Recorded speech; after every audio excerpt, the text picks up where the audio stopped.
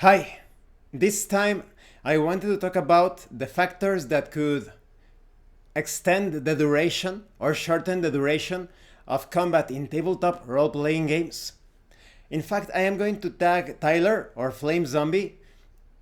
He's a historical European martial arts teacher, so I think he could provide some insight when it comes to certain aspects that I am going to talk about. That is, he could support this video. He's going to start making videos this Monday. So, Tyler, I hope you'll have the time to make a video, a sort of video response to this. Okay, first, there are a lot of people that are not really. They are quite ignorant when it comes to combat. Most of their time, they have been spending all the time behind the desk in their office. They have no experience whatsoever when it comes to real combat. At most, they have been at a McDojo where they learned a watered down version of martial arts, like a sports version. But when it comes to strategies, combats, tactics, employing weapons from different time periods, including our present times, they are completely ignorant. They have no clue whatsoever. So I hope that this video, as a Mexican that has been in some dangerous situations, I hope that this video could provide some insight on how to understand the duration of a battle in tabletop role-playing games. There are many factors involved. First, let's talk about genre. Depending on the situation that you end up with, based on the system, on the theme, combats could be preferred as something really fast or something that takes a bit more time during the session. Let's say that you are playing like an anime style of game. In many anime and manga, you see these battles that almost look like chess matches between the characters and their enemies. They are trying to outthink themselves. They are trying to use the right power, the right spell, pretty much anything that gives them the advantage over their enemy. You have these monologues that, for someone who doesn't understand the aesthetics of anime or manga, they look ridiculous because it looks like the action is paused so that this character starts to reason the entire combat so far. But it's supposed to represent those split-second moments when it comes to a real confrontation.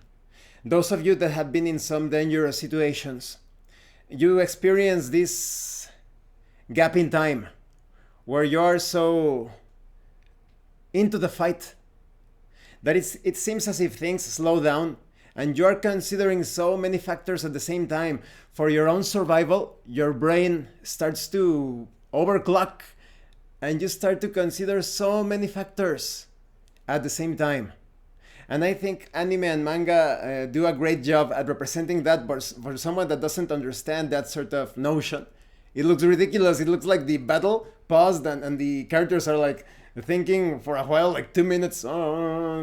Ridiculous.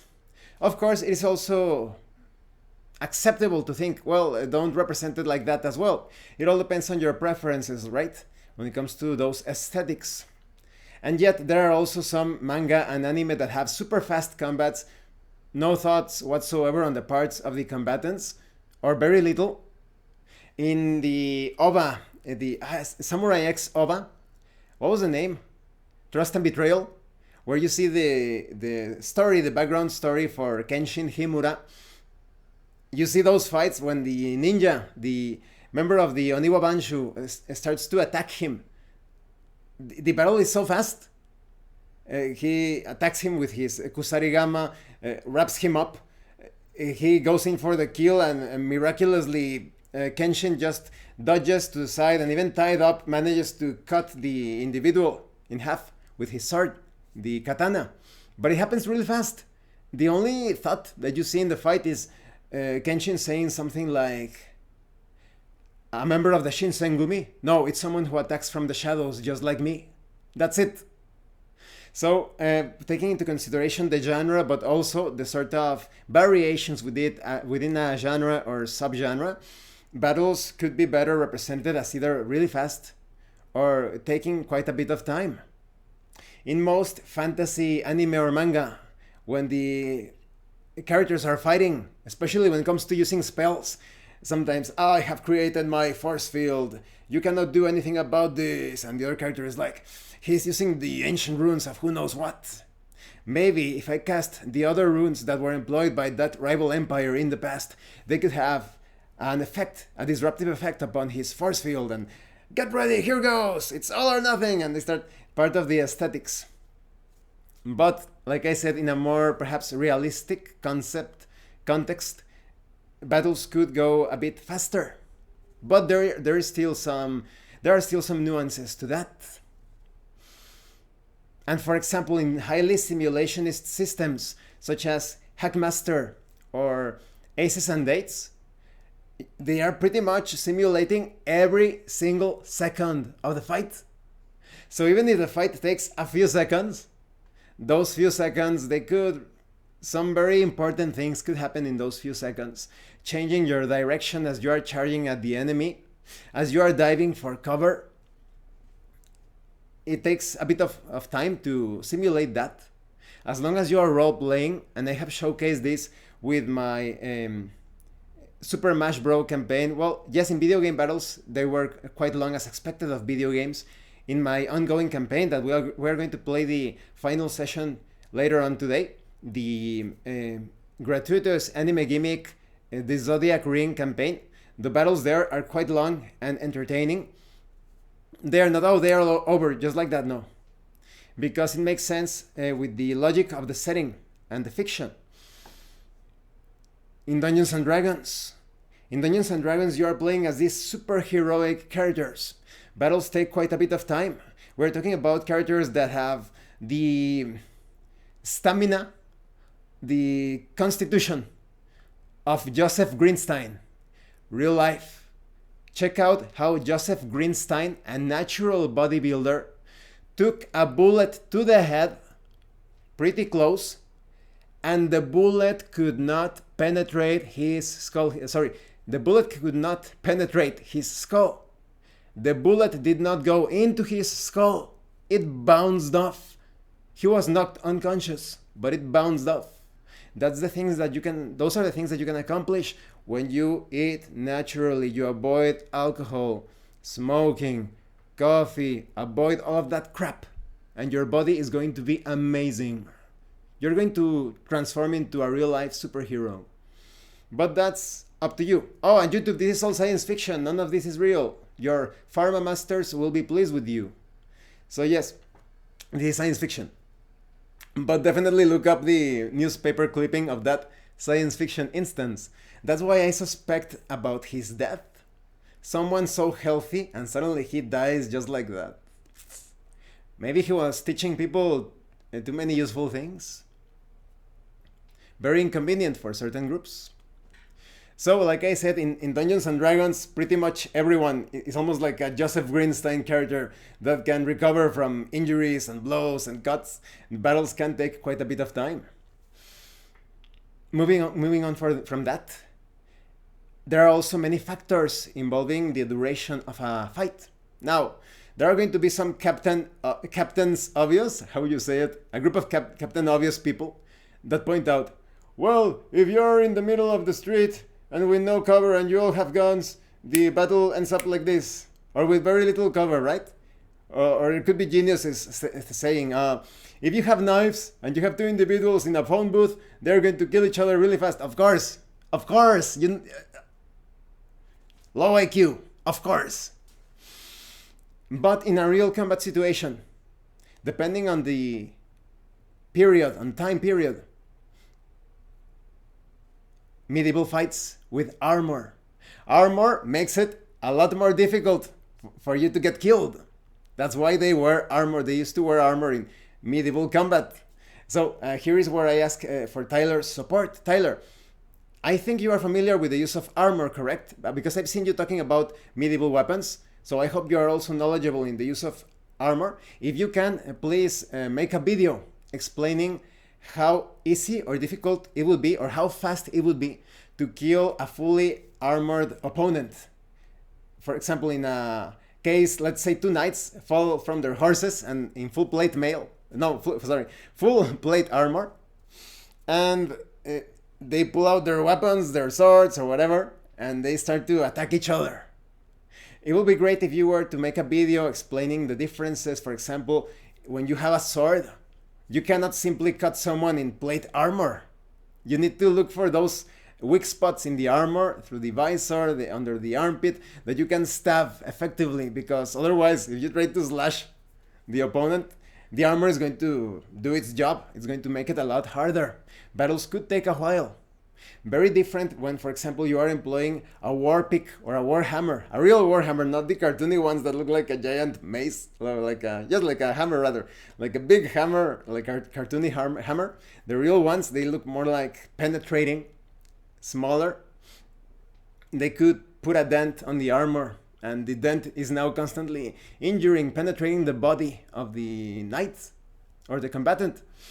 So yes, Tyler, I hope you could make a video explaining how difficult or how long it would take for someone to defeat a fully armored opponent. Perhaps you could also apply some science fiction or science fantasy logic to it, as in, well, if we were to consider this to be powered armor, if it would be to have some sort of force field, or if you were to use like a chain sword, like crazy chain swords from Warhammer 40k, or the lightsaber, science fantasy, right? Or vibroblade, whatever. It would be cool to see if you can make a video on how long it would take to kill an opponent that is in a complete suit of normal medieval armor or powered armor, whatever you want to call it, force field armor, etc.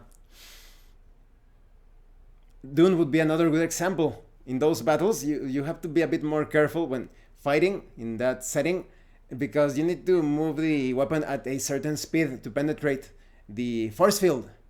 It's not as easy as other like duels between two swordsmen, each one wielding a rapier and no armor, right? Rapier, yes. When it comes to other factors, cover. The presence of cover. Anyone who has been in a modern day gunfight situation knows that those situations, it can take a bit of time when you are behind cover and you're just like shooting, and it comes to a stalemate of sorts unless you take some drastic risky actions. You are taking cover behind whatever it is, any sort of surface. Most of the shots are going to be deflected. So representing that lengthy battle is also valid because of the presence of cover. Now, let's say that you are playing a sci-fi game or science fantasy game where the characters have armor, power armor, any sort of force field. Is going to take a bit of time to get through those defenses, unless you have something that completely wrecks the armor or the force field, like some sort of special ammunition. Then it's going to be fast. But let's say like a situation where neither combatant were expecting to face off against each other, and they start to fight with the weapons that they have at hand. It could take a while. But like I said, like I have always said, when it comes to tabletop role-playing games, it's all about your preference. You could handle it quick and classic style, a single die roll, summarizing the entire combat. That's also valid. Just take a look at my Dark and Terrible campaign. The combats with Crispy and Josh, as they faced off against different opponents, combat was resolved really fast because it's a single die roll for the entire fight. Take a look at my Dungeons and Dragons ongoing campaign, Ravenhawk. The battles are quite more nuanced against opponents that take so much damage and they are still going, against heroes that, like I said, are Joseph Greenstein sort of people that can take quite a bit of punishment. So yes, this is all about what you want in your tabletop RPGs, but do not feel indoctrinated by those that do not know about combat and they want to eliminate combat almost altogether or speed it up. They know nothing about combat. Just take a look at their physical bodies. They look like, most of them, bloated, man boobs, very slow minds. They know nothing about battle. They stopped being warriors. If they ever were warriors, they stopped being warriors a long time ago. They are completely disconnected from battles. So I hope you will find these considerations useful. As always, thank you for watching my videos. Thank you for your likes and your comments. Tyler, definitely let us know about your thoughts on the medieval armor protecting the combatants and prolonging the length of a fight, depending on the weapons, of course. And thanks to everyone who is going the extra mile to support the channel. If anyone else wishes to further support the channel, the information on how to do that will be in the description below. And remember, it is better to roleplay and fail in character than not to roleplay and fail as a player. Once again, thank you, and see you later.